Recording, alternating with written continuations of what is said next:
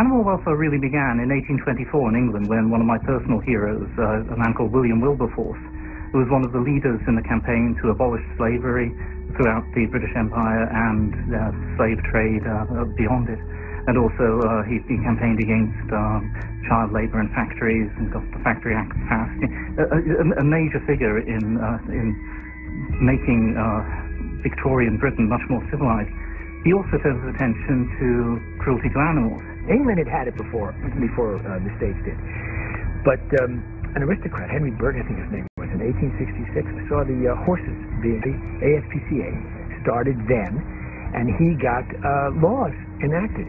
It was in the late 1800s, actually, and a woman was listening to a mother who continually abused her daughter in another apartment day after day, week after week, and she had called the police, tried every avenue she could to help that little girl. There were no laws covering the abuse of children, your own children. And they invoked the ASPCA ruling, the Society for Prevention of Cruelty to Animals, and applied that to children, and then they passed. First child abuse case was brought to court by the SPCA, and so I think we're probably animal welfare, and that is on the animal welfare side, people believe that it is appropriate for people to utilize people and animals, at least in some categories, are equal, and that people should not use animals for any purpose. An animal welfarist would say, well, I don't like animal testing, but if you're going to do it, you should make sure the animal doesn't suffer. Okay, an animal rights person would say, screw you, you have no right to invade and abuse an animal to gain any of this information unless that animal willingly jumps. Be allowed to live. They're not half life when they don't have a family. Well, let me tell you, they have a family. These are all our kids.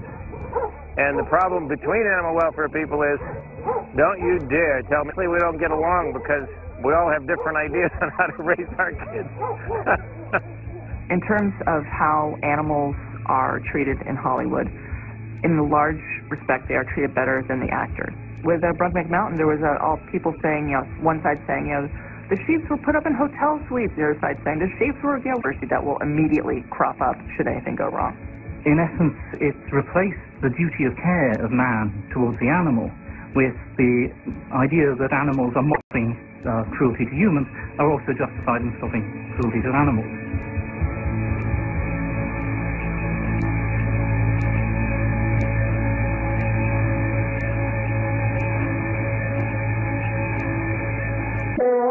In which the countless hundreds of millions of cats on one side. How can we allow... We have a power, and we should use that. Conducted with such a warrant, one should watch out. There you have immediately the incubation, and whose propaganda is by deed, not by argument. Case in point, Dr. Jerry Vlasic, practicing trauma surgeon in rights group. I said, listen, I think that tactically, if you were to take animal experimenters and if you were to ask them to stop experimenting on animals, but if they didn't, and if you explained to them why they should and they still didn't, and you told them to stop and they still didn't, that if you stopped them physically, whether you killed them or otherwise stopped them, then I think that you wouldn't have, and I think the quote goes something like, you wouldn't have to kill more than 10 or 15 of these animal abusing research scientists to get a lot of people to start thinking about, do I really want to do animal research? How many doctors have chosen... Hey, man, don't kick my dog. And the guy says, he weighs 200 pounds and he's a weightlifter, and he says, I'm going to kick your dog if I want to kick your dog. Then I think most people would say that you would have the right to stop him from kicking your dog. If you had to hit him with a 2x4 or something, then that would be certainly morally justifiable.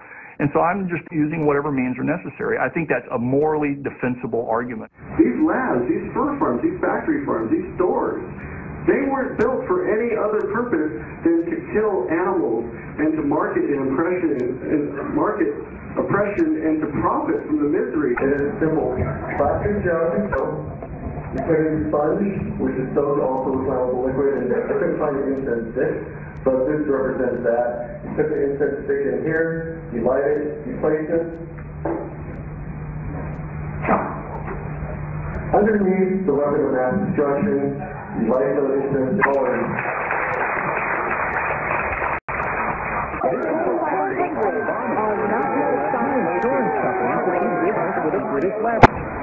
forced Splenda down the throats of beagles.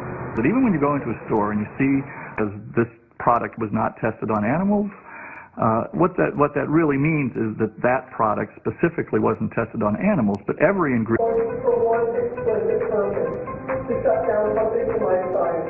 That kept very meek, very small man, non-threatening, because again, tax dollars at work. If that man's a threat, I don't know what they're going to do. Huntington Animal Cruelty USA for the past few years before I had to resign because of this Curt indictment. And Josh and I and 5 others are currently under federal indictment, charges that we feel are very constitutionally flawed and charges. My name is Josh.